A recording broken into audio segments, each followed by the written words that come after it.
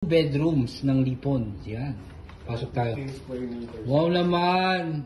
Inshallah. So yan. Tapos, dito po ito sa helper to. So, helper pa lang yan ha. Oh. Ang sarili na siyang shower. O yan o. Oh. Diba? Ganda naman. Para ka na sa abroad. Galing. So, dala supper, dining, 1, 2, 3, 6. No, 6.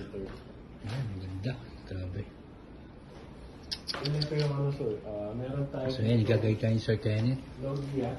Wow, ah. Opo. Bali nasa loob siya ng unit natin. Wow. May view ka po dito. Ito yung pinaka-view. Yung pinaka, ano niya, makikita mo yung pinaka-labas. Naka-part po siya talaga ng unit. Unlike sa other po kasi na naka-extend yung balcony. Hindi niya siya masyadong. Oh, hindi mo na. Wala na. Dahil pinaka-dead end na yun. Yes po. Unlike ito.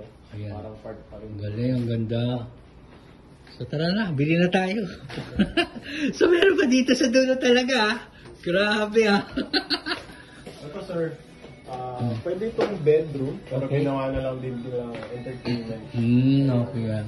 Pagka may mga occasion, pwede sila dito mag-wine. Okay, unwind sila. So ito. Pwede may live show pa, no? Pwede. Habang nanonood sa kabila, dito may live show. Pwede. Pwede na. Hindi, okay. Talagang elegant.